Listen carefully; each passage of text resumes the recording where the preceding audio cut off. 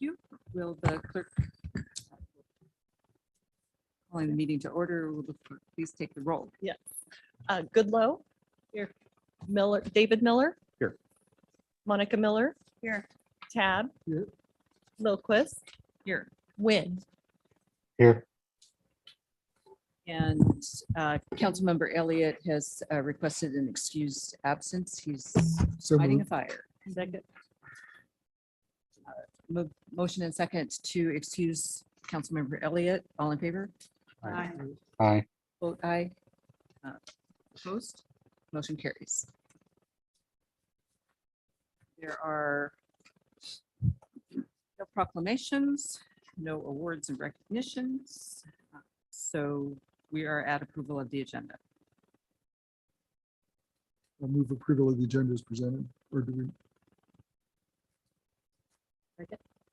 Motion and second to approve the agenda as presented.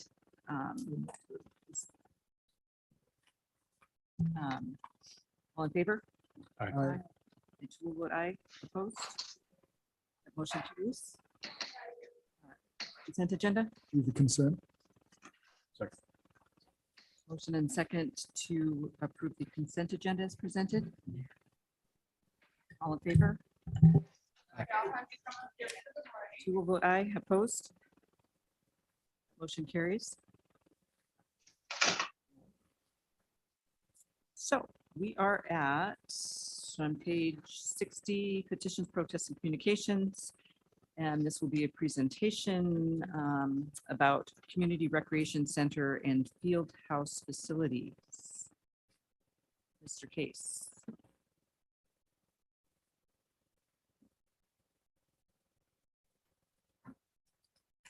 Good evening, Council, Madam Mayor. Brad Case, Parks and Recreation Director for the City of Ellensburg. Here tonight, just to give you kind of an update on things and talk a little bit about next steps regarding the community center and field house. I think this is the third or fourth discussion that we've had in the last few months related to the parks and recreation facilities and kind of our future path moving forward, and taking a pretty systematic and slow approach to this. We want to make sure that we're doing things the correct way and doing them thoughtfully. So this is another step in that process. So so tonight, talk a little bit more about location of the field house and community center. And mind you, we're still very much in the process of determining these things. So it's not a done deal or anything like that. It's just that discussion, that process. What could be included in both facilities? Looking at what other facilities cost and what they have, to just draw a comparison. Talk a little bit about efficiencies and operational costs of a community center and a field house, and then the next steps from here and where we're going to go. So, you know, when we're looking at location of the facilities, kind of broke them up into the two separate spaces. And so we'll go through the field house real quick. And I'm hoping to keep this presentation to about 10 minutes or so, and then open it up for questions. So field house wise, you know, we're looking at the group that came in front of you last fall, looking at a really big building, something unlike anything that we've seen here locally, maybe even across the state, but somewhere in the estimated size of 150,000 to 200,000 square feet, which is the equivalent of 3 to 4 acres in size. Of our current park facilities, obviously, the only one that's big enough to be able to accommodate something this size is Rotary Park. Not only can we accommodate the building itself, but we're also able to accommodate the infrastructure to support it, namely the parking. I'll get into it a little bit later, but we're looking at, you know, larger events and activities taking place at a field house type facility. It's not single type of drop-in use, although some of that will take place, but it's more organized activities, and with that, you have larger crowds and larger need to support those types of facilities with parking, and then connection to outdoor space as well. When we look at a community recreation center, we're looking at something approximately 50,000 square feet in size. That was kind of the original 45 to 50,000 square feet when we're talking community recreation center. Recently, we've added potentially the aquatic component to that space as well. And so you're looking at maybe an additional 35,000 square feet. Our existing pool is just a shade under 20,000 square feet to kind of give you a comparison. So looking at about 75,000 square feet worth of community recreation center space, again, connected to the outdoors. This is an all ages facility, but it's really, the focus going into it is catering to the youth and to the seniors. And so putting it in a place where people can get to it easily, whether by foot or by transit, by bike. The 2016 master plan for Mountain View Park shows a community center on that particular location. So Rotary Park, this is the master plan for Rotary Park that was done in 2012 when we added an additional 30 acres to the park site. And so, most of the area in this, almost all of this area up here has been developed. And so we're looking at the undeveloped portions kind of wrapping around the existing baseball fields. And so when we look at, potential for a community center site in preliminary discussions with some of the private groups and citizens that we've been talking to, looking at something maybe along that line where you're located in the southeast corner of the park, kind of away from some of the neighborhoods. It's going to, like I said, it's going to be a large building. And so looking to push it to the outside of kind of the active area right now, and being able to support the parking around it with all of the vacant land that we have. Yes. I want to get it off track. Yep. In that area, parking, yes, but what about surface access? Are you looking at coming from the south? Or using the existing access? We're looking at a couple options. Potentially, on the master plan, there is a road. So the main entrance of the park is up here off of Fifth Avenue, and there is a road that tees off of the existing access into the park, and kind of wraps behind the baseball fields over to this area. So looking at developing that. Another option would be to potentially come out of the park into the West Ellensburg neighborhood and look at extending First Avenue all the way over to Railroad potentially. The neighbors in West Ellensburg, they see a steady stream of vehicles in the spring, summer, and fall. It's kind of their respite from a lot of activity that takes place out there. And the idea behind a field house is that time of year, it's kind of ramping up and cranking. So we want to be very mindful of the impacts to the surrounding community and neighborhood. So looking at a couple different options. Okay. Thanks. And then you've seen this before. This is the Mountain View Park concept master plan with a 45,000 square foot facility in there that doesn't accommodate any type of aquatic facility in addition to the community center. So what's included in these facilities? So community recreation center, we're really looking at walls and rooms, very specific rooms with specific purposes, senior and youth specific programming space, multi-use classrooms, banquet facility, possibly aquatics, community gymnasium. The type of use that we see there is more community use, training, small group activities, things that we see right now. Currently at the Adult Activity Center and Youth Center, as well as Howell Homes. And then the arts and cultural side of things too. How can we accommodate and provide space for those activities to take place as well? Either educational opportunities or just the opportunity to gather as groups.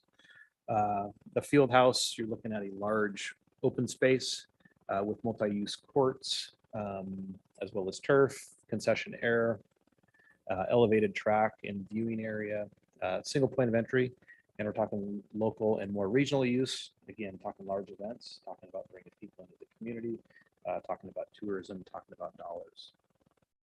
So I'm a visual guy, and so for me, this kind of helps frame, what a field house looks like. And so this is over.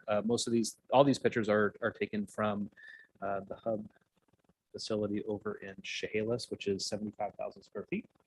And so you can get kind of a taste of the scale and size of it and the different uses that can take place in there. You have turf versus a hard court surfacing. You have a row of courts that can be used for volleyball, for basketball. You can kind of tell in the photograph in the bottom left-hand corner, they're lined for a variety of purposes. And so the idea is it's not just a set specific sport. So volleyball, basketball, tennis, potentially pickleball is taken over the world. Those types of things could take place. And then on the turf side of things, softball, baseball, 7-on-7 football, which is a huge thing in the football world right now, where you have basically small-sided football. No kicking, no punting, nothing like that. But you have tournaments all over the place that accommodate 7-on-7 batting cages. Maybe not kind of the mainstream way of thinking, but indoor golf hitting bays, which we don't have anything like that. An elevated track that can also be used for viewing for certain activities and events. A concessionaire, somebody out there serving food, kind of party rooms for teams, gathering spaces for teams, for tournaments that are taking place out there. Oftentimes you go to these tournaments and you play multiple games a day, and you could have 3 hours between games, a place for teams that can go hang out, grab a bite to eat. But in this much space, really trying to illustrate the fact that the potential for activities is endless. And so we'll be looking at everything. And that just kind of gives you an aerial shot of what that multi-purpose type of floor looks like. That's a tartan floor, so it's kind of a rubberized surface. It's not necessarily a wood floor. Kind of give you the scale of an indoor green, field space. The idea is it's to be the size of a full-size soccer field. And then on the community recreation center side type of activities, again, kind of more smaller rooms, kind of more specific types of uses. And so some type of community gymnasium where people can just go in and shoot hoops, or lunchtime basketball, or some of our programs that are run through the school district, they could be accommodated here. An activity like racquetball, we have racquetball courts at the Racket Center. Where are those going to go? Are they going to go anywhere? There's no other opportunity to play racquetball in our community other than Racket Center.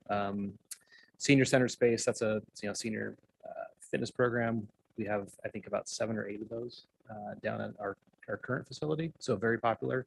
And then just some teen space, and then kind of dive in more into the cultural arts side of things, whether it be performances, like I said, places for people to gather. I think you heard that on some of the listening tours with the BEI, places for communities and cultures to gather and feel safe and feel like it's a welcome place for them to be. And then aquatics, a lot of the facilities, the picture on your left-hand side is your traditional lap kind of vault pool, which most of the new facilities have, but in addition to, they have some type of leisure or leisure component. So it's slides, it's a lazy river, it's a splash pad type of feel to it. And so you're still providing for the lap swimmers, because you have to do that, but at the same time you're providing for families, you're providing for younger kids, and just that kind of that element of play. In our community, we have the luxury of some different options, and that's obviously a retractable roof of some sort. And so being able to bring in the outdoor and indoor components to a pool would be on a week like we've had the last couple of weeks, would be pretty amazing. And then your traditional kind of classroom setting where you can have your ongoing programs and activities, or you could host an event from an outside agency coming in and wanting to do something here in Ellensburg because of our central location. In a variety of ways of doing that. The bottom left-hand corner, very traditional type of classroom, where the photo above it, you got the garage roll-up doors, so you can kind of incorporate spaces together and provide some flexibility for whatever programs and activities you're running. Childcare is a huge one in our community. We found that out over the last couple of years, or we knew it, but it really hammered home the last couple of years with COVID. But maybe taking some of those classrooms and turning them into long-term rentals, and having a third-party business come in and rent the space and be able to provide a really important community service. So again, examples: Sports Hub, the one over in Chehalis that I was talking about, 75,000 square feet. So, a fraction of what we're looking at. They're actually looking to expand to 105,000 square feet because they've kind of outgrown their space already. Built in 2014, the project budget for that was $5 million. I'm not sure exactly how close they were to that number, but just to give you an idea of kind of where that was at. And what that $5 million gets you is the equivalent of 8 full-size basketball courts, 14 volleyball courts, 2 full-size indoor soccer fields, or one full-size youth baseball field and one softball field. So that kind of gives you a picture of what it looks like when it's going up. Hey Brad, is that a city-owned facility or is it privately owned? It's Or some it's combination? privately owned. It was built through a public-private partnership, but it's privately operated. So you can see, all sorts of activities going on in that picture. You have a basketball hoop, you have pickleball, you have looks like soccer going on as well. They also host kind of non-traditional recreational activities. So big time wrestling meet of some sort, as well as some type of trade show. So maybe our touch truck moves inside and it's 100 degrees outside. Mercer Island Community Center. So now there's Fieldhouse wise, there's the one in Chehalis, and then there's one that's either been built or being built over in Spokane. So there's not a lot of comparisons to draw from. You'll find most of those field houses on college campuses actually. So Mercer Island Community Center, this is a facility we toured a few years back.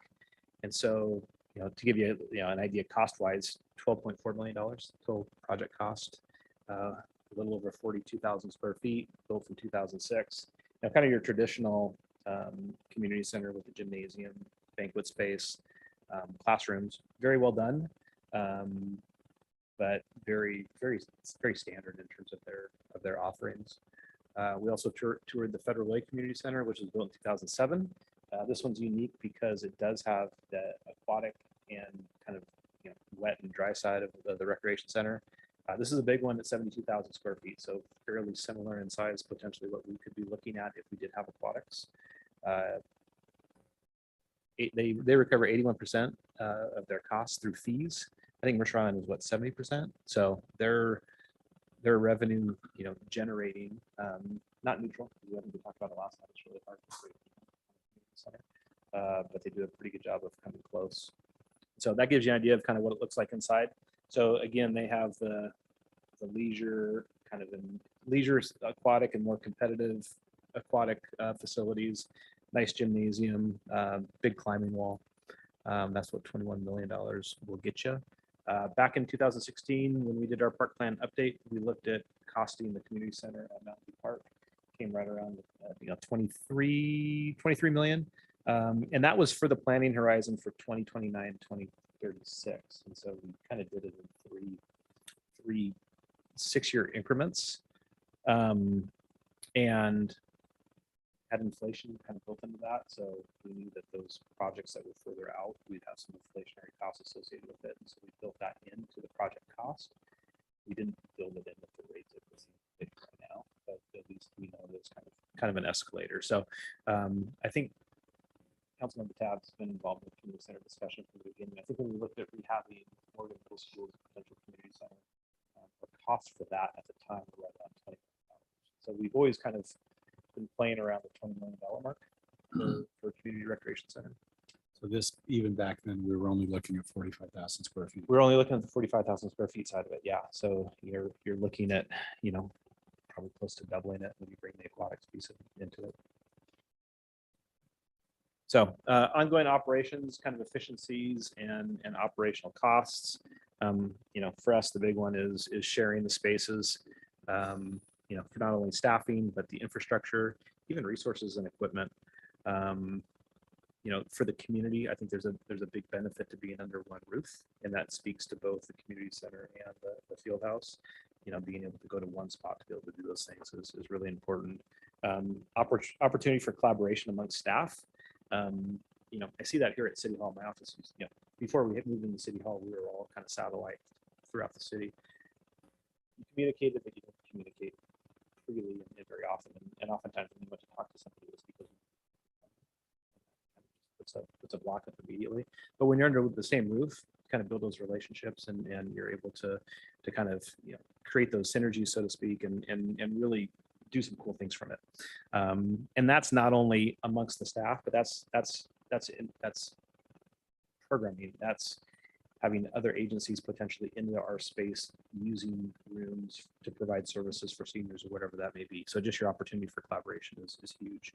And then also it really reduces the reliance on third-party organizations. And so we found that, coming out of COVID, we found that having to use the school district facilities for one of the programs, they were not allowing anybody outside of the district into their space. Same thing with Central. And so, we quickly realized that without our own space, we could get a little hurt. So both of these facilities reduces that kind of that obligation to partner. We still want to partner, but it's nice to have options as well. From an operational standpoint, until we really drill down in terms of what these spaces look like, what they can include, it's kind of hard to figure out a lot of the detail. But one thing that we do know that we're able to, just through technology and being able to build something new, be able to really kind of streamline our operations and our day-to-day operations and just the way that the facility works through technology. Because right now we are really working with kind of old infrastructure, old technology, and a lot of the stuff that we do is kind of antiquated. So again, the shared resources and infrastructure, even something as simple as cross training, much of what we do is seasonally amongst our departments, and those may change within the different divisions. And so being able to be under one roof and to be able to share those staffing resources from an operational standpoint, it may not seem like a big deal, but we spend an awful lot of time hiring. We have more employees in our department than any other department in the city, not full-time employees, but just number of employees. And we spend a tremendous amount of time hiring those people and getting them on board. So, and then, we're looking at already, even though we're still a ways out, how to construct these spaces in a way that we're not relying on a whole bunch of staff to be in there at one time. So even with the field house concept, having basically one point of entry where everybody has to come through, and not having multiple points for the staff in multiple spots. And so again, it's we know from council's priority, sustainable infrastructure is a huge thing. And so anything that we're doing moving forward with, we're keeping a mind's eye on that. So in terms of next steps, right now we do not have anything on our Rotary Park master plan for a field house. And so, we want to start that process of revising the master plan for field house, not really thinking about opening it up to everything under the sun necessarily, because that can be a pretty comprehensive process and one that we just kind of went through in 2012. And quite honestly, a lot of what we did then hasn't really changed in terms of needs in our community. Also with the field house, looking to continue to explore and look at options for the public-private partnership to build this facility. We've already started those discussions. We're working with the county, private group of citizens, having conversations about kind of what this could look like and how we can come together to try to make it happen. So we continue with those moving forward. From a community center standpoint, when we first went down this road 10 plus years ago, we put together an ad hoc committee to really look at what was needed, what the community wanted, looking at location. A lot has changed in our community since that time. Many of those ad hoc community members are no longer here. And so, we would like to, we see a next step for that project is to put together an ad hoc committee for that and begin to work on kind of identifying those things. So that is what I have. I didn't want to get 10. I apologize. I'd be happy to answer questions. Questions for Mr. Dees?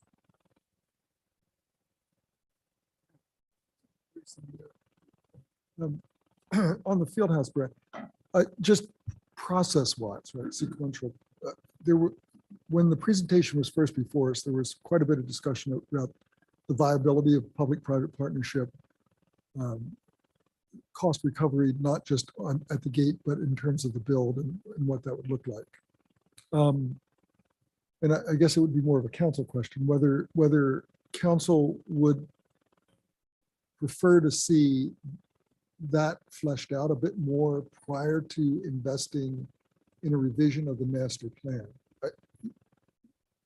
It feels like if it doesn't look like a public-private, or if it's going to cost, or it's going to look like the pool or the current racket club, that's probably an issue, even if it's incorporated in the master plan. And the master plan is a process with an investment at best in your time and staff time, and probably bringing a consultant on board to spec it and So just that kind of sense of the council and your sense of that sequence.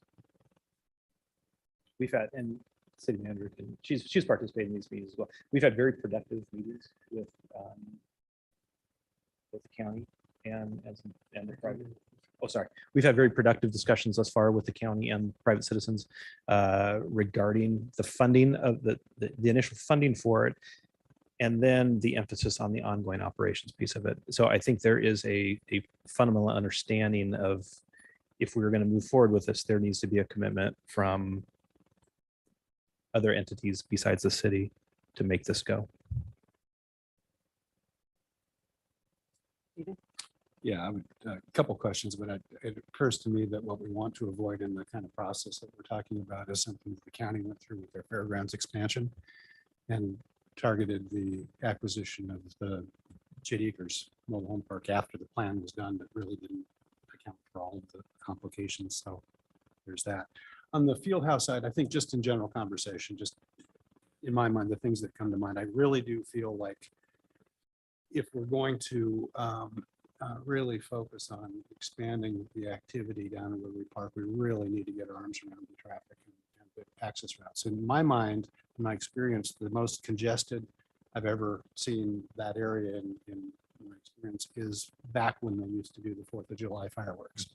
And the traffic backups, you know, was pretty horrendous. And not that every field house event would generate that kind of traffic, but it seems to me that if we're looking at something on this scale, we really need to get Public Works involved. And eventually it'll end up being some sort of traffic study or whatever. But it seems to me that if we get too far down the road without really looking at alternative access routes thoroughly, we're going to be behind the curve.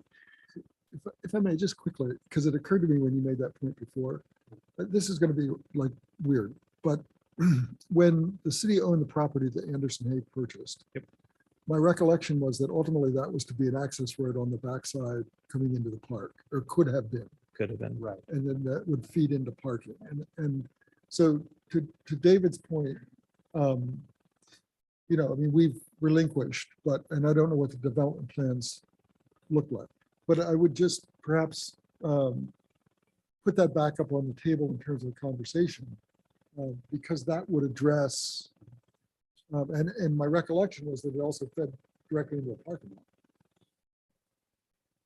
From Railroad Avenue. from Railroad Right, Avenue. there's Yeah, it's, I secondary mean, for those, access, right. it's like, yeah, It could connect them, but yeah. anyway, just, No, I think that would be, I mean, if we think 50-year planning horizon or something like that, the current access is not adequate.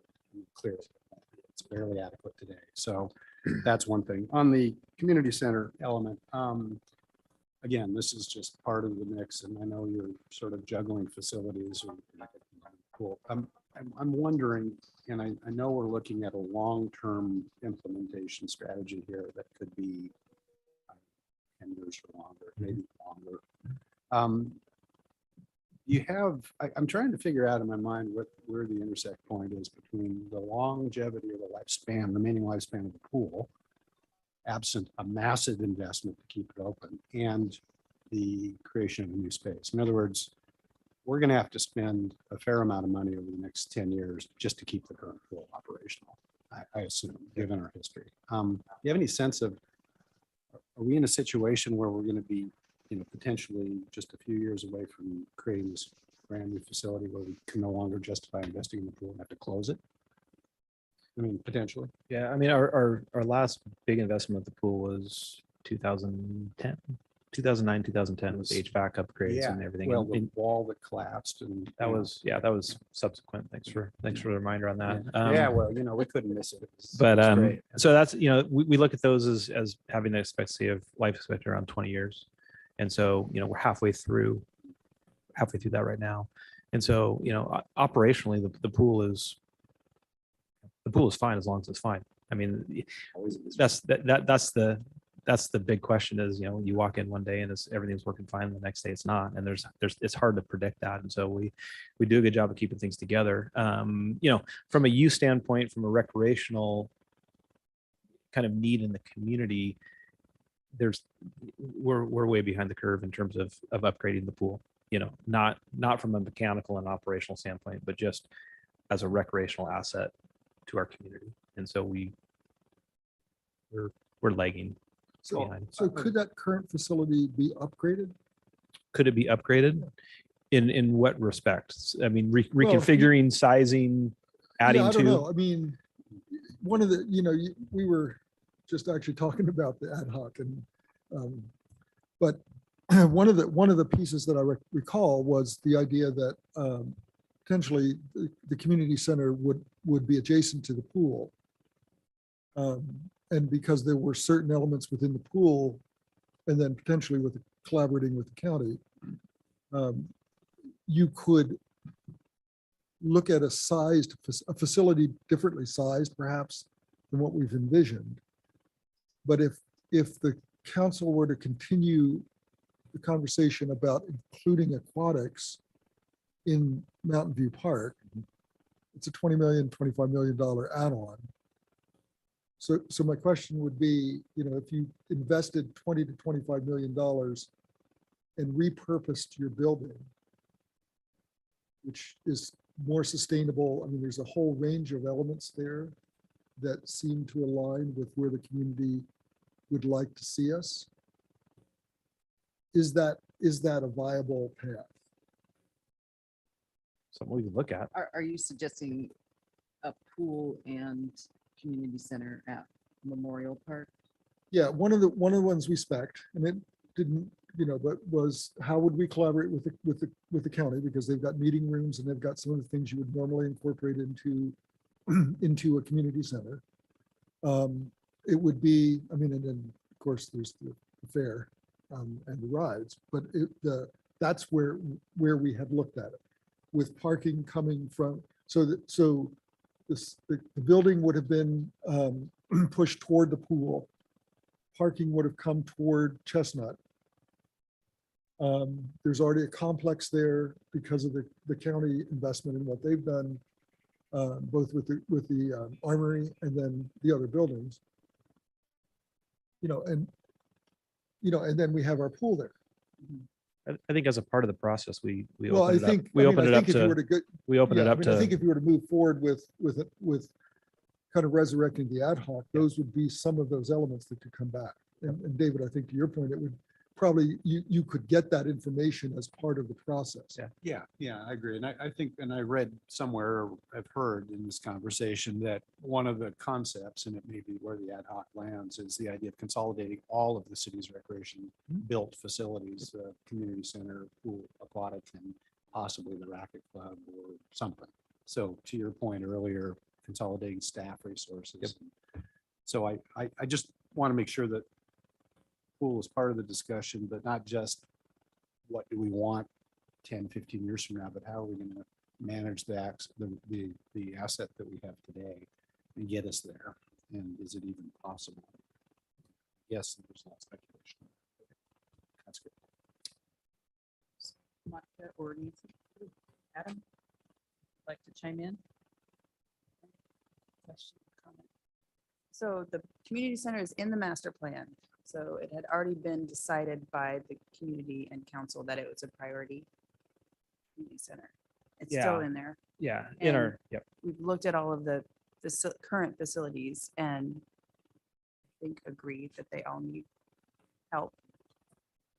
And none of that has changed. And all of the benefits of the community center in terms of serving multiple kinds of constituencies that don't focus on team sports or active play could be met through the community center. What is the outcome we're looking for from this meeting? Is it an either or kind of situation? Are you looking for guidance or what? I what's think, next? putting together an ad hoc committee. Okay, I like Um, that idea. Are we are we tracking with the field house and continuing to look at public-private partnerships?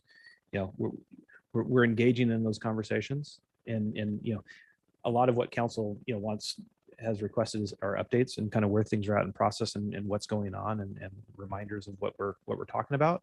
And so, making sure that we're on the right track and we continue to have those conversations so we don't get too far down the road and then have a surprise from council, or we surprise you and like, well, wait, we're what are we doing now? So I would just reiterate, I think what we're looking for is a support for moving forward, putting together an ad hoc committee to explore what are the elements of a recreational community center, where is it best placed, and what are the elements? And so to really dive deep into the interests of the community to bring something back to you all. And then with the field house separately, I think we're asking for staff support. So if you recall the capital improvement plan for parks in our comprehensive plan last year, we actually added that to the list and exploring sort of indoor recreation at Rotary Park. I think that's been a discussion for a period of time. So I think we could move forward with the master plan if there was support, or we could wait and have additional discussions. There is some interest in some sort of public-private partnership and exploring more deeply what that is. I think we can do that as staff and bring information back to council. So those would be the two paths that staff would recommend at this point. Question. If we do that, we appoint the ad hoc and we move forward. It strikes me that as they look at things and plan and start talking about what they want, a lot of that could go into the field house. Some of the courts and things like that. So it seems like that needs to be at least part of the context of that conversation with you. Yeah, I think as we move further down the road with the field house, we'll have similar groups where we'll have, that's what we did out at West Ellensburg, Rotary Park, when that conversation first happened. They brought in, groups from interest, basically spokesmen for each of those groups to talk about, and that's what we would do with the field house too. So it would be a collaborative approach. So before we lose this, on the field house, it sounded like what's being proposed is a large structure, larger than other communities of our size. And there may be some argument for that, and maybe if we can afford that, that's okay if there's a public-private partnership. But I guess just as Chehalis apparently did, the concept of building it smaller and with a design that could be added onto as the community grows might be worth looking at. And also, I guess before we move forward with appointing an ad hoc, I guess I might like to see your recommendations for what the interest groups or constituencies that you would propose for that ad hoc, and then Absolutely. we can start advertising.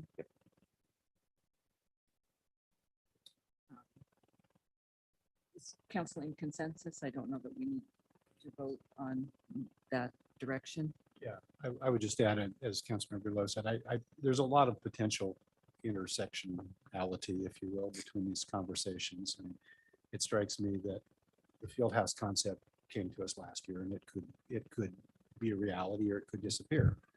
And that doesn't necessarily say we shouldn't amend the Parks Master Plan. Things come and go, they don't come. But the underlying planning would still be valid. Whatever else would fit in that corner still needs some support and all that.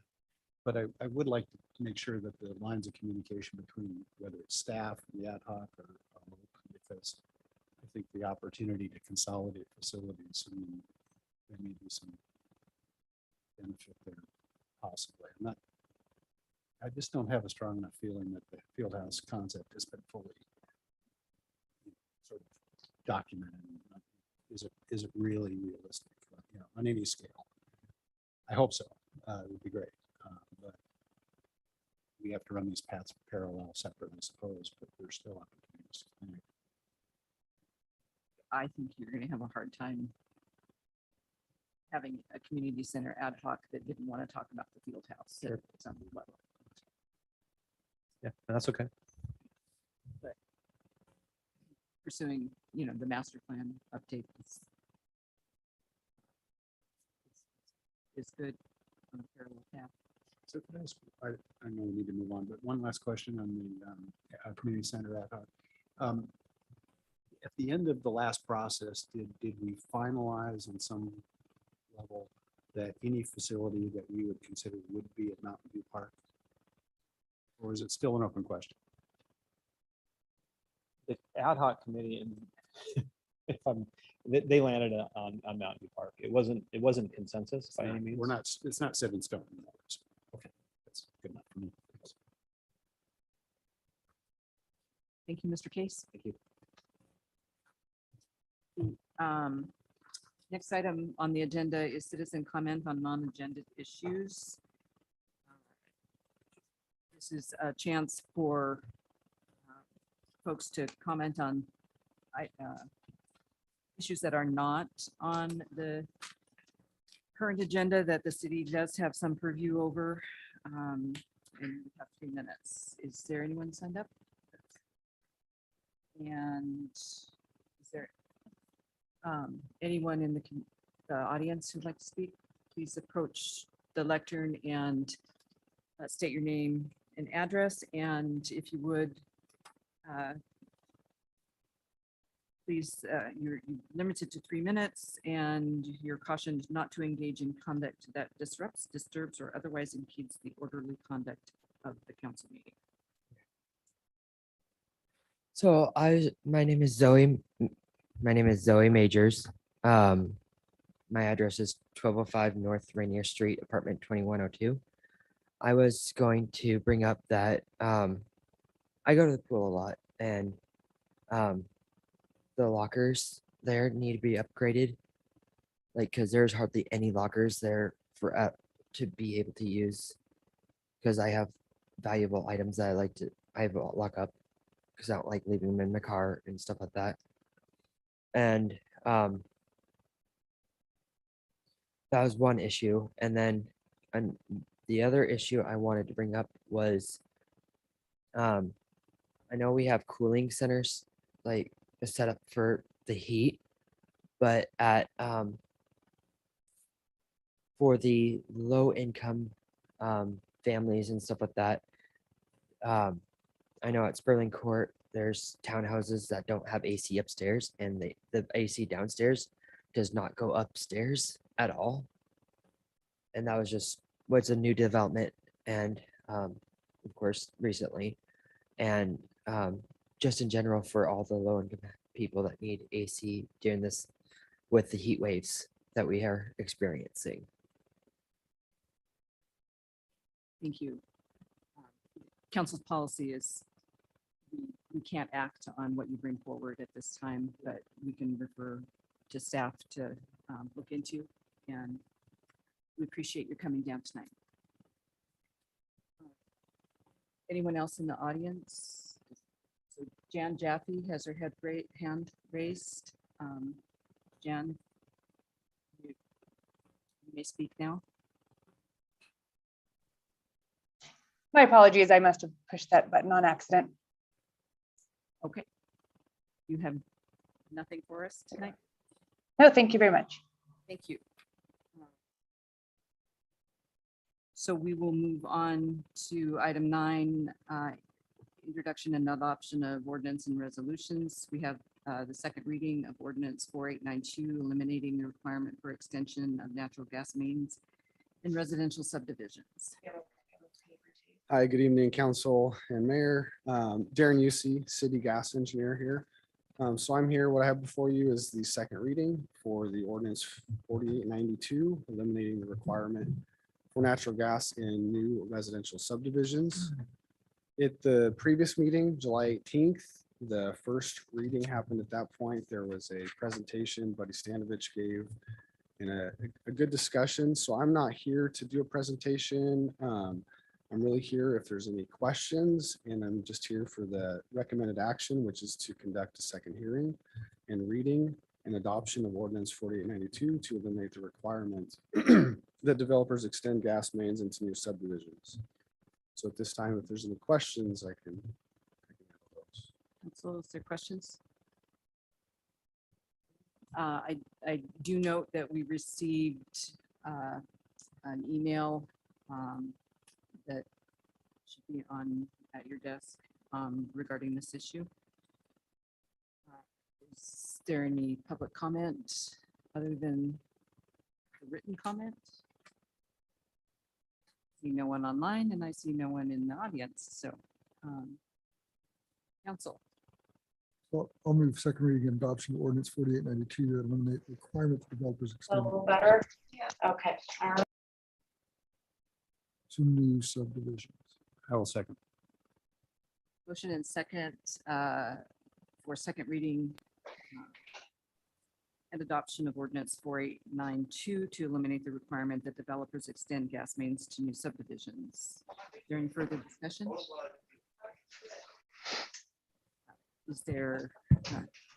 All of your calls? I'll do roll call. Oh, that's right. Yep. Sorry. Yes, Oh, you you're do. okay. You'll have 3 of them, so. Yes. Training. That's okay. Goodlow, Yes.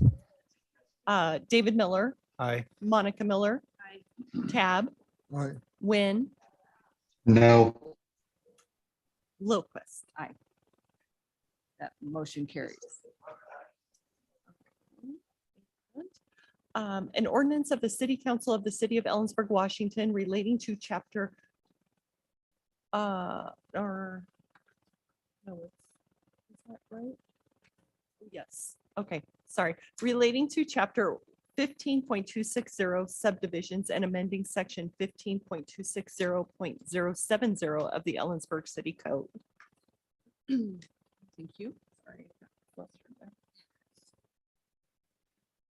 can't be the only one making mistakes tonight. Okay, I'll join. Next up is item 9B, the second reading of ordinance 4893, approving a rezone request P 220212 submitted by DNR Jensen Rentals LLC. Mr. Ailing in person. With a tie, no less. Yes. Just note that for the record. Broadcasting from afar here tonight. So thank you, Madam Mayor, members of council, Jamie Ailing with Community Development Department. And what you have before you is the second reading of ordinance 4893 to approve a rezone request. As you know, City Council, you held a closed record hearing on this item on July 18th, 2022, where you considered the hearing examiner's recommended findings of fact, conclusions of law, decision and conditions of approval for this request, for the requested rezone to change from residential suburban to commercial highway. That rezone request was approved at the conclusion of the hearing, and then the first reading of ordinance 4893 was conducted. So in order to perfect that rezone, staff would recommend that council conduct the second reading of ordinance 4893. Council, any questions? Mr. Ailing? There any public comment? Madam Mayor, we wouldn't allow public Oh, comments. This is that's already right. a public I'm sorry. hearing on this. Second mistake. Motions. So Madam Mayor, I'll move second reading and adoption of ordinance 4893, which is related to zoning and amending title 15. Motion and second to conduct second reading and adoption of ordinance 4893. Rezone request 12. Is there further discussion? All in favor? I'll take roll again. That's okay. That's two. We'll get it the third time. Goodlow. Aye. David Miller, Aye. Monica Miller, Tab, Yes. Wynn,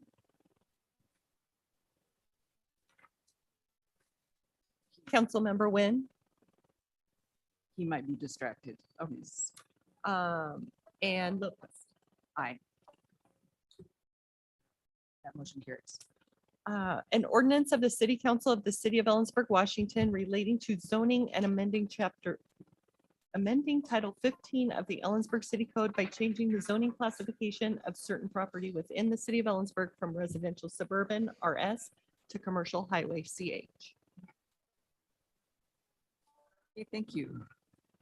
So our next item is second reading of and adoption of ordinance 4894, approving a rezone request P 22015 submitted by Matt Stalder. Thank you again, Madam Mayor, members of council, Jamie Ailing, Community Development. And this too happened on the same evening we had before you a rezone request on July 18th. We held a closed record hearing to consider the hearing examiner's recommendation to rezone property. You had a split zone piece of property from residential suburban and residential medium to make that all one residential medium zoning. The public hearing took place, the closed record hearing, and it was approving the rezone, and then immediately following that hearing was the conduction of the first reading of ordinance 4894. And so to follow suit, to complete this rezone, staff would recommend council conduct the second reading of ordinance 4894. Okay. Any questions from council?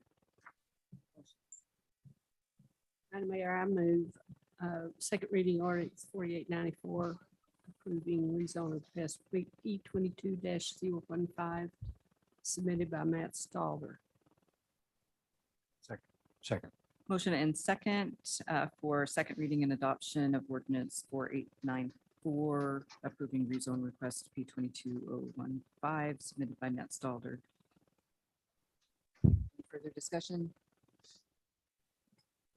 Will the clerk please take the roll? I will. Goodlow, Aye. David Miller. Aye. Monica Miller. Tab, Yes. Wynn. Aye. Lilquist. Can you hear me? And congratulations, Mr. Ailing, on your new appointment. Later. Director. Oh, not quite. Oh, An ordinance of the City Council of the City of Ellensburg, Washington relating to zoning and amending Title 15 of the Ellensburg City Code by changing the zoning classification of certain property within the City of Ellensburg from residential suburban RS and residential medium RM to residential medium RM. Our next item is 11A, our second quarter financial status and investment reports.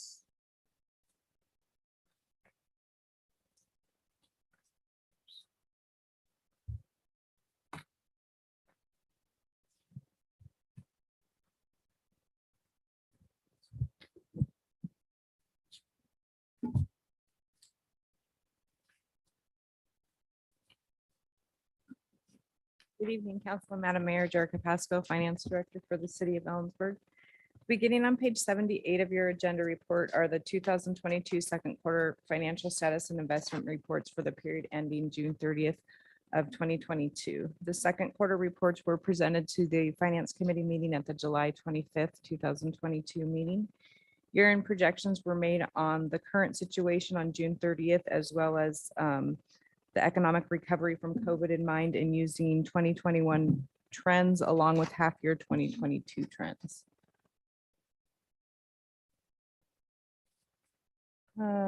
As displayed on table 1, the general fund expenditures are expected to come in below budget as required. The general fund expenditures, again, are the largest of the governmental funds. The budgeted expenditures reflect all adjustments that were taken to council for approval prior to May of 2022. Revenue projections were done on an individual basis and will be discussed further in this report. The original 2022 budget amounts were set in the fourth quarter of 2020. During this time that the budget was built, many of the numbers were down and projected to stay down due to the uncertainty of COVID-19. Therefore, in May, we brought forward the supplemental budget requests and updated the 2022 revenue budget for many of the following revenues you'll see later in this report. And this one, you should have a new copy next to you there. Please replace this page with the ones that we left for you. A portion of the, it was a portion of the public transit tax was previously recorded under other revenues on the 2022 line that should have been under the public transportation tax. So we should have a new one in front of you. Overall revenue was up 7% over 2021 and 28% over 2020. However, liquor excise taxes and liquor profits are still down compared to 2021, but only slightly. The other revenues is also down compared to 2021, and that was due to a REIT tax that was received in 2021.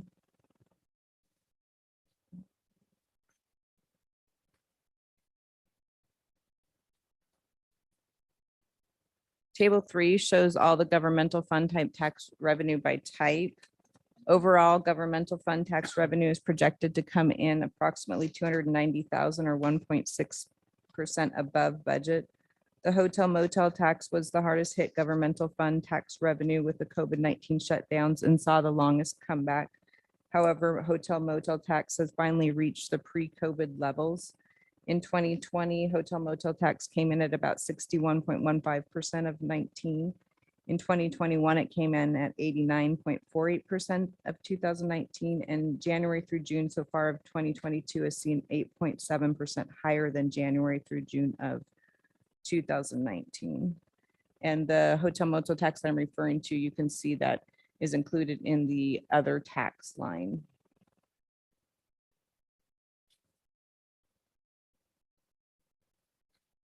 Table 4 breaks down the difference of budgeted less projected by tax purpose. Sales tax revenue received in January is for November 2021 activity.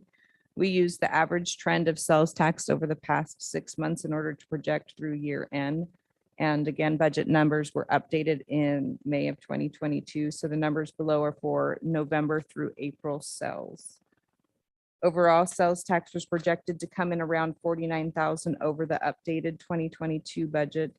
All budgets are still currently in line with what we were seeing in May when we brought the supplemental forward to council. We continue to see a strong presence on our online sales. Table 5 digs a little deeper and shows the sales tax by activity. Education showed the highest percentage increase over second quarter of 2021, and accommodation and food services showing the highest dollar increase. Regular retail sales tax revenue had a 3% overall increase over the same period and about a 28% increase over 2020. If you look at the chart above, you can see that still the most volatile class, which we see with the ups and downs instead of the continuous upward slope, still seems to be construction. That's the only one in the group there that kind of goes up and down instead of an upward trend.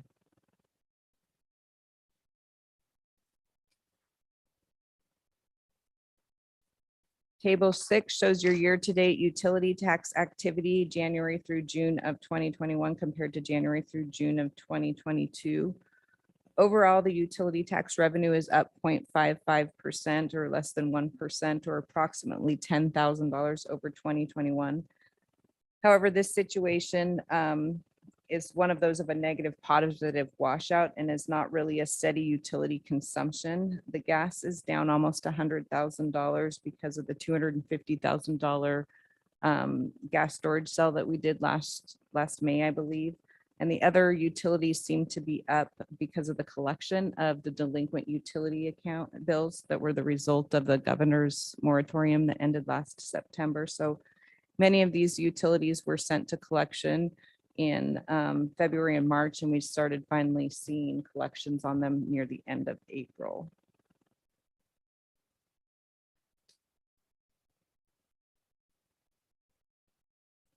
Table 7 shows general fund revenues and expenditures, the budgeted and projected.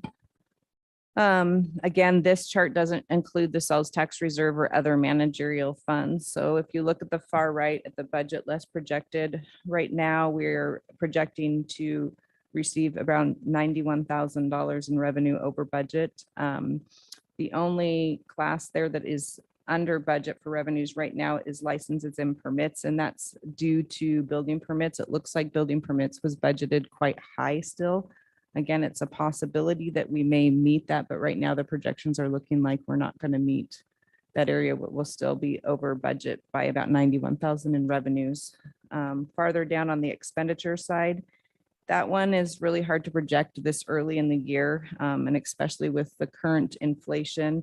We're projecting to come in around $2 million under budget for expenditures. Again, I spoke of the rising cost of inflation, but a majority of our budget is wages and benefits, which we expect to stay steady through year end, as well as a lot of the supplies we're still seeing shortages on. So a lot of the purchases aren't being made or products aren't coming. So that's why we're still projecting, even with the inflation, to come in around 2 million under budget. So overall, if you're looking at the second column towards the bottom, overall, we're projecting a decrease in fund balance to the general fund of about 300,000.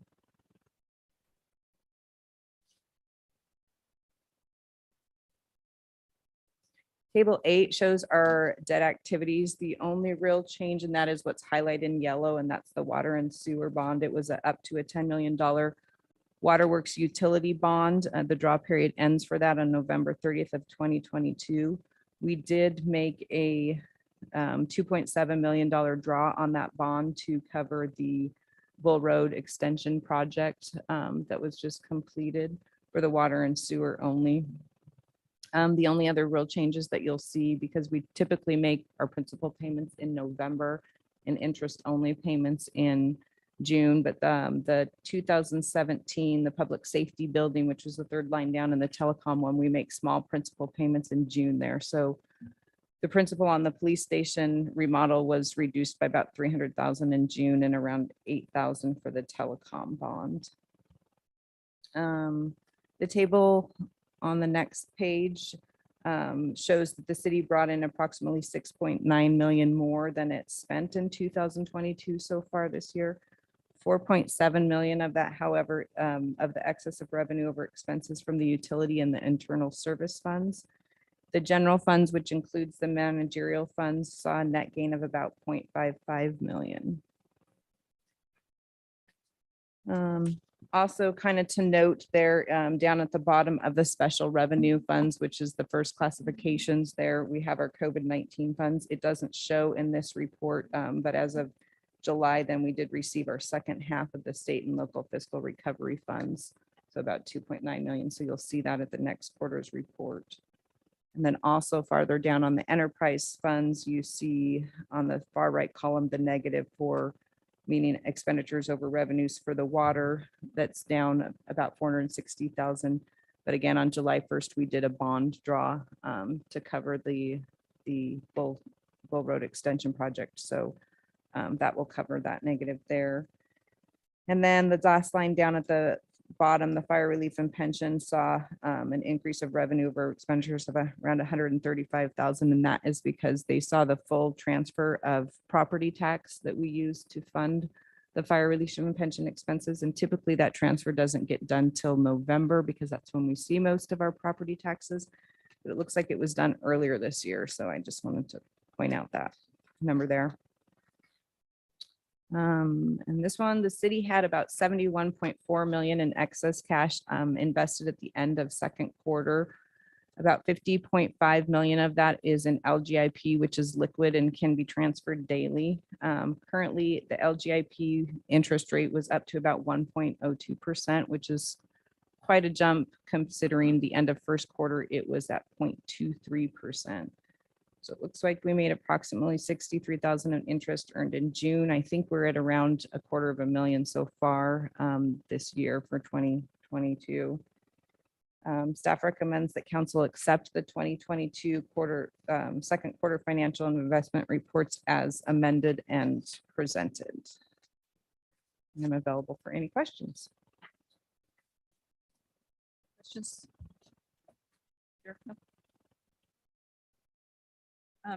I actually have one. I should know, what is city assistance?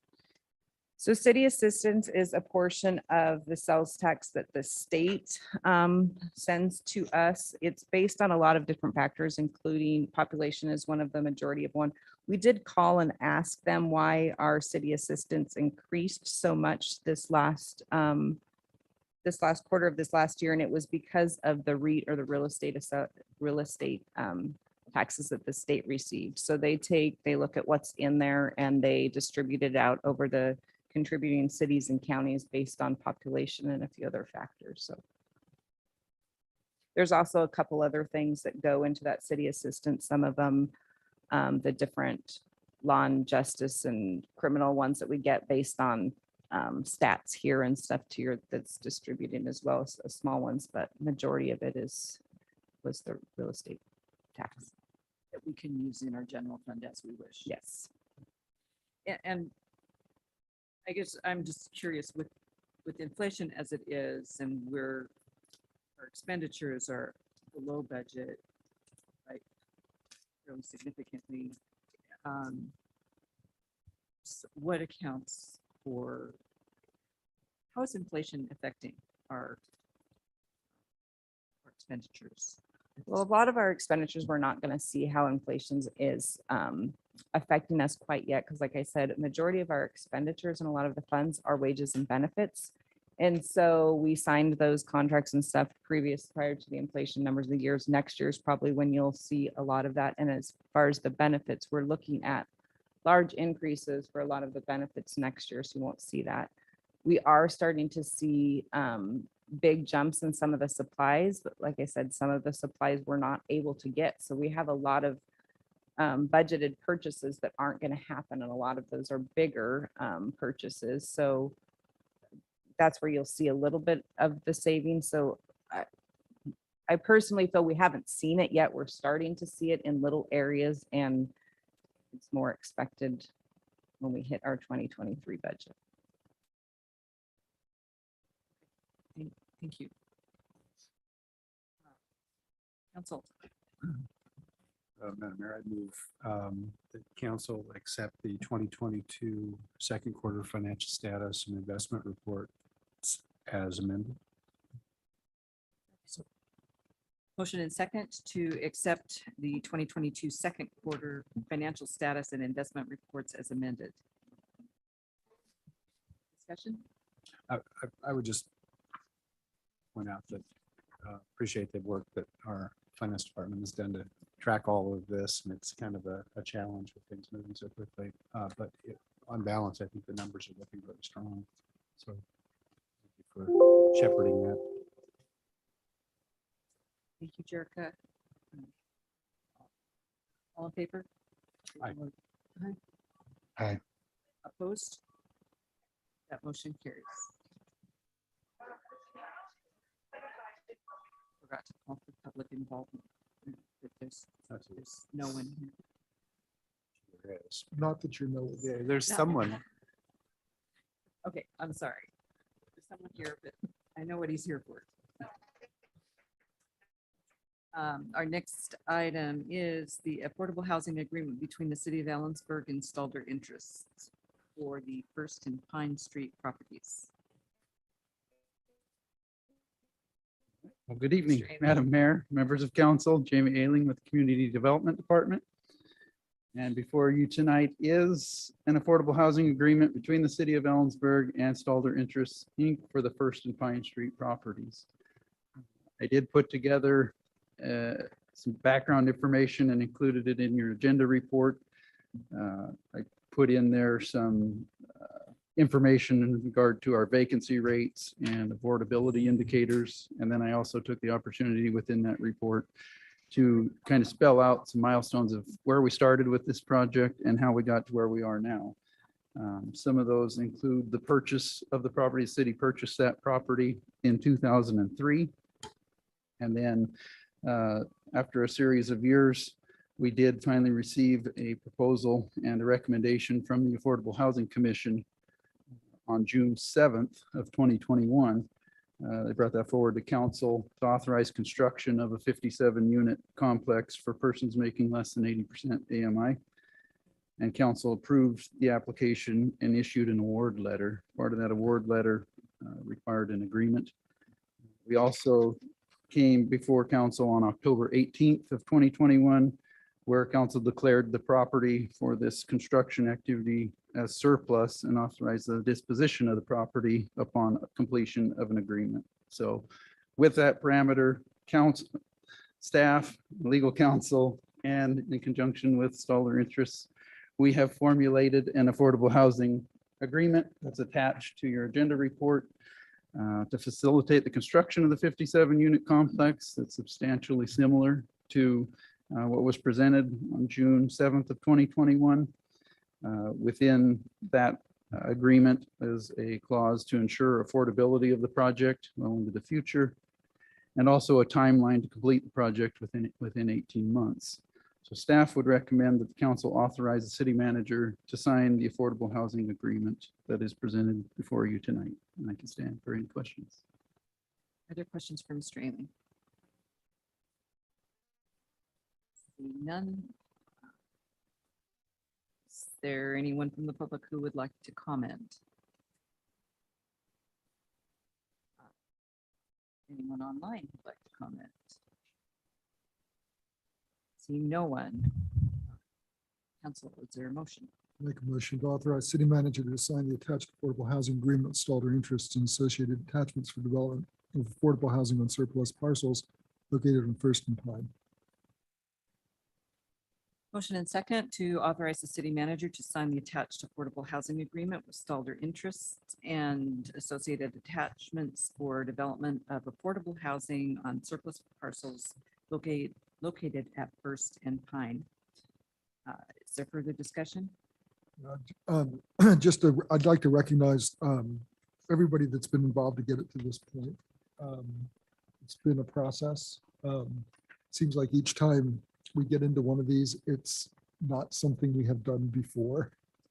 But I also want to recognize the work that Jamie did to get it in front of the Affordable Housing Commission in the format that we needed to be able to review it in a way to make a recommendation to council. I want to recognize the work that Matt Stalder put in actually in response to the concerns, and not concerns really, but just the issues to get it into a package to get us to this point. I know it was a lot of work for everyone again. So I think it, and I recognize the work that Terry.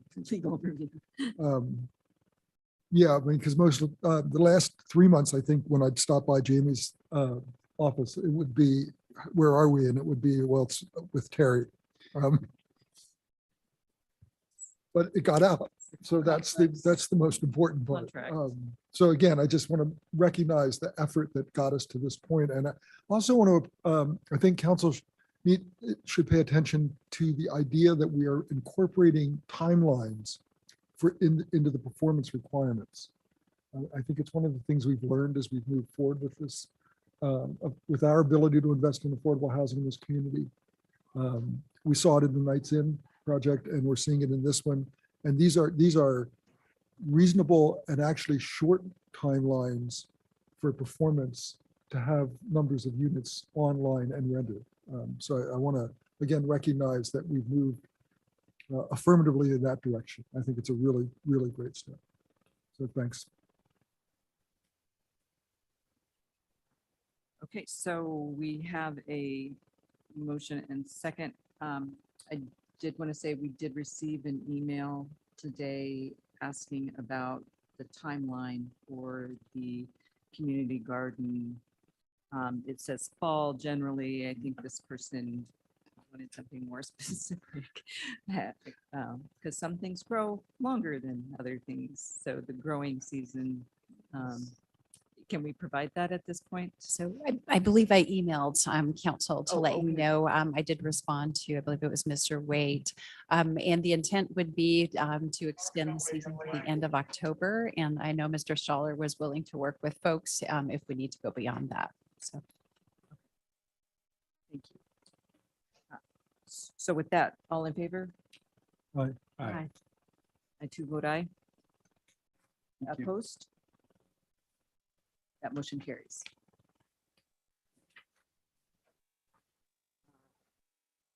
Item 11C is the appointment agreement with Jamie Ailing for Community Development Director position. Good evening, Council. Heidi Barron Cernaway, your city manager. It is my honor to stand before you tonight, and I decided to stand up here because this is incredibly important to present you with an employment agreement for Jamie Ailing. This is a new agreement. It's something I'd like to do with all directors, new directors moving forward. It outlines and clarifies expectations for the employee and also creates some certainty as well. And it's to recognize the appointment of Jamie Ailing, who has been serving as our interim community development director for the last 3 months. Jamie's been with the city since February of 2020, if you can imagine, starting right at the beginning of COVID. Jamie has proven himself very competent in many different areas. He comes to us he has a total of, I think, 21 years of experience, and he's got building and planning side, which is sort of unusual in this field, primarily in Eastern Washington. He understands the community.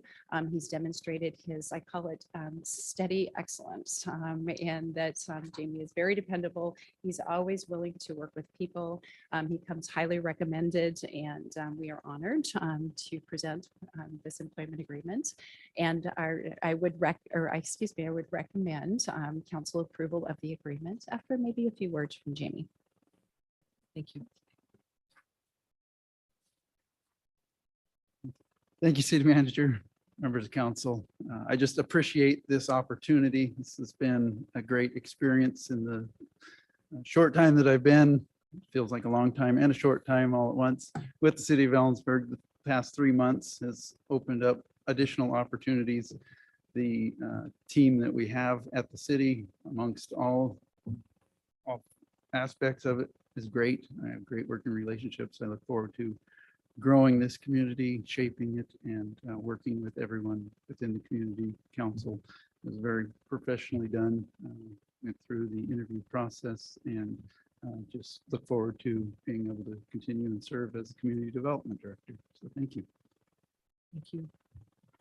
I had the honor of serving on the interview panel for the community interests. He also went through a staff panel as well. So he's been vetted by a number of folks. So council, any questions? I'd just like to say congratulations, Jamie. I think it's a great appointment. Well deserved. Feel good about your running the department now. Working with all 98 million other people we have to work with. In a city of 20,000. Yeah. And growing, right? We need a motion. Yes. So I'll authorize city manager to sign the employment agreement with Jamie Ailing to serve as city's community development director. Second. Motion and second to authorize the city manager to sign the employment agreement with Jamie Ailing for the community development director position. Further discussion. But just to echo Nancy's statement and also to make Jamie very aware that if you continue to show up with a tie, we're really going to freak out. Just, but we appreciate the Nice gesture. yeah.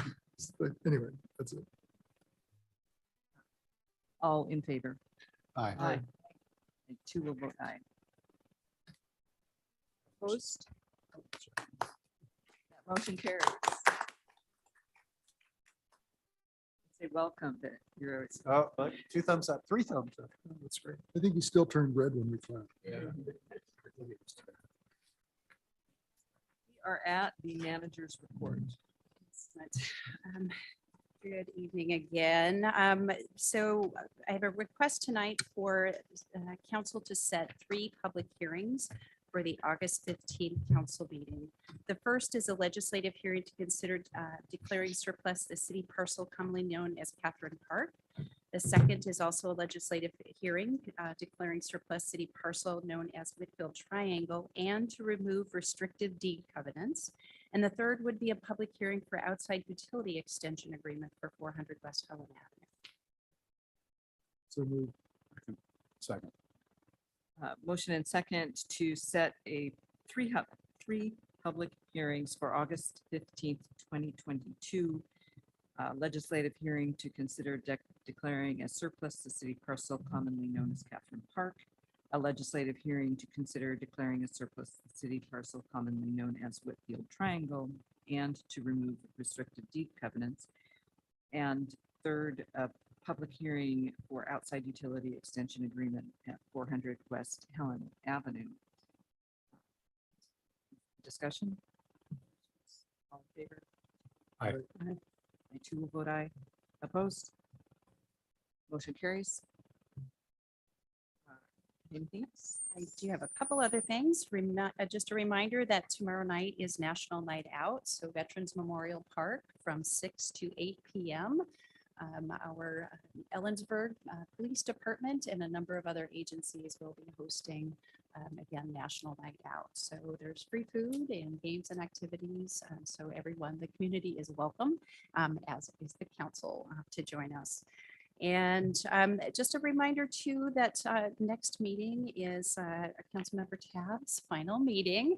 He has requested that we not do much to honor him prior to, and so. we Actually, might much is the wrong qualifier. I mean, I wanted to do like a formal roast. yeah, that if you could get it right work, that might get more people showing up. But Councilmember Tabb requested that instead we do, we're having coffee with council on August 19th from 9 to 11 at the Dakota Cafe. And he recommended people stop by to visit at that point instead.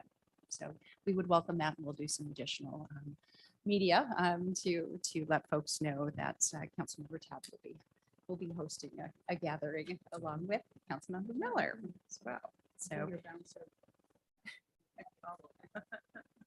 And Okay, you guys, Don't you cancel guys- that. even the chit chat has to be into the microphones. You're getting red cards. I offered to be the bouncer. I'm scheduled to be there also.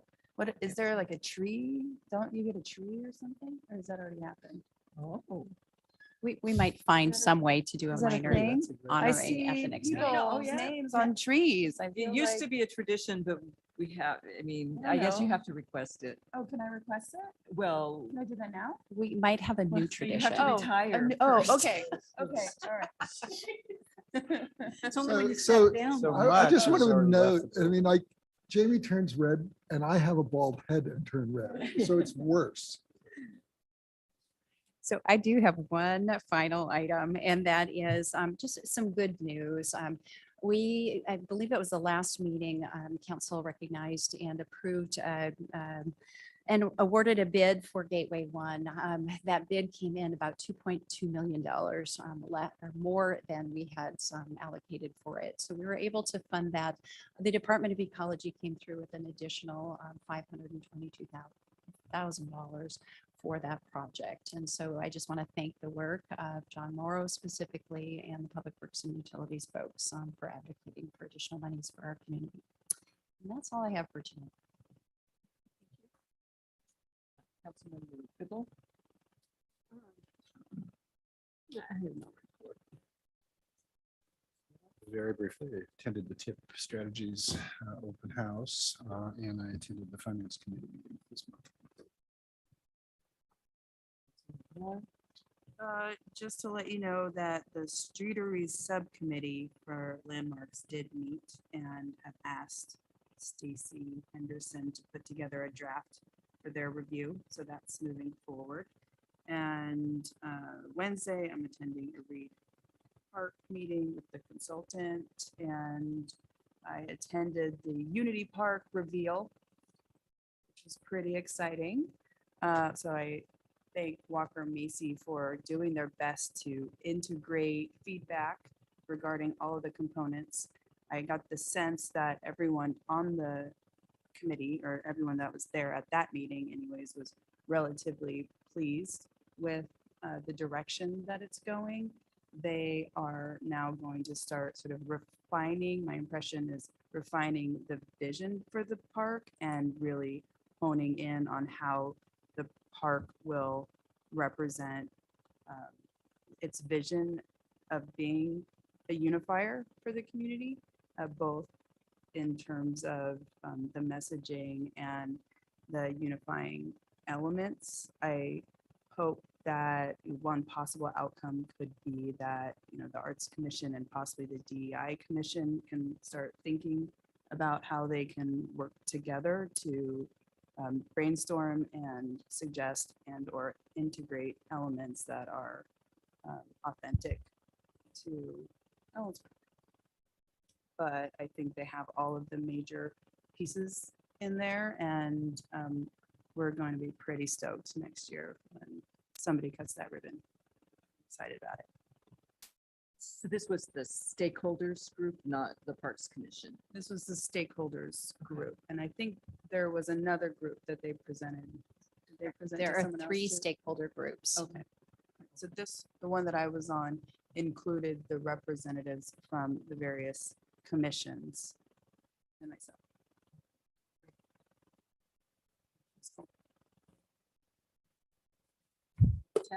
So I did a PTAC meeting transit, just a couple good things. Actually, what, our ridership is coming back up. We're actually, particularly on our fixed route systems, pretty well back to pre-pandemic or trending in that direction. I think, which is awesome. I think we're going to get a plan in front of us on the 15th, which, but will include additional bus shelters as well as additional investment in public art on the bus shelters, which I think is just, it's a remarkable project that we have. We have the prettiest bus shelters. I mean, I actually talked with Heidi about the possibility of pushing that out a little bit for the recognition and work that's gone into it, because we have supported local artists consistently through that process. I think they're just amazing. And I've been to a number of communities, and I have not seen any community that has embraced that level. I think it's really something to celebrate. The downside is we are moving forward, and I think we approved an enhanced cabulance service that has not yet started, primarily because Hope Source is not able to find drivers. So some of the, the pieces that we're hearing just generally out there are impacting some of the services that we're attempting to do. I was able to spend the day, I did the tip evening, but also was able to spend the day with Heidi and the TIP team and Corey, Commissioner Wright.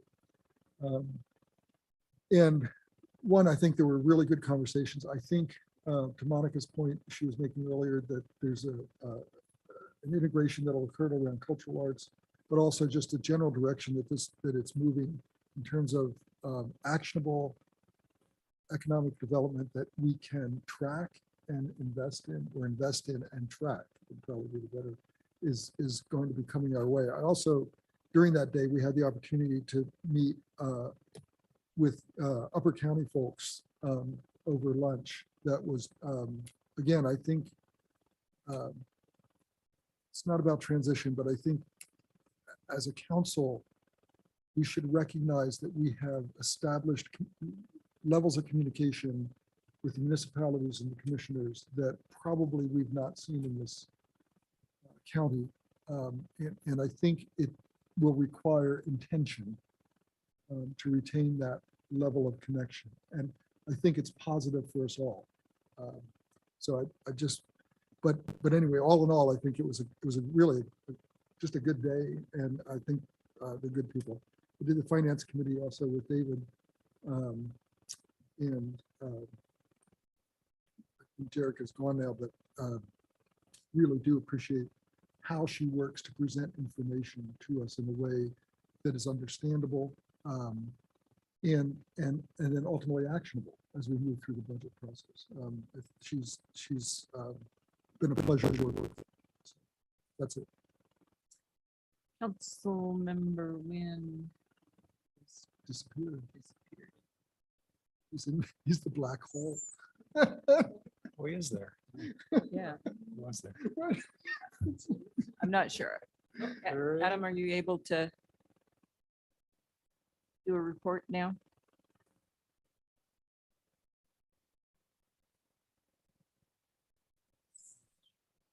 Adam? Not sure.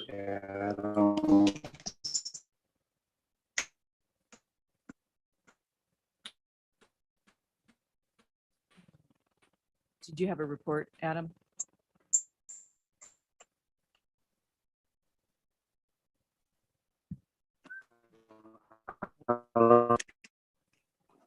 You might try turning off Can't- the Yeah. camera if it's a bandwidth issue. It It's like- pretty distorted. it was kind of like watching the Mariners slow-mo. You want to try a report now?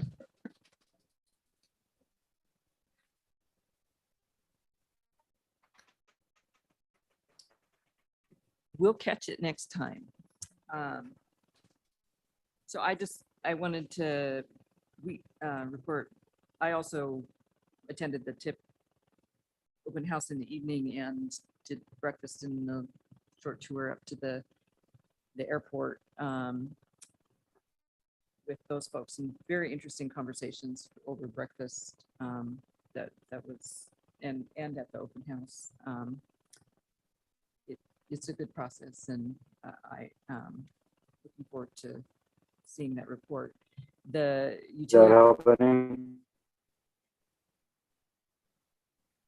Utility Advisory Committee reviewed the rate study for all of the various utilities. And I guess that will come to council eventually. I wanted to remind people this Saturday is the Gladiator Dash for kids, and I'm leading it. And I think the feature thing is getting muddy. So if you want to see the mayor muddy, come out to Rotary Park. And there's a concert in the park on the 4th, and 8/11 is 811 day, call before you dig. So just a reminder, if you're doing any digging. And the community grant applications are due August 31st. So if you have an idea for parks or water quality or historic preservation or arts and then just kind of community building, social services kinds of stuff. You'll want to check out online. So that and Tomorrow we can vote. tomorrow is the primary, so get your ballots in. If you haven't. So with that, we're adjourned.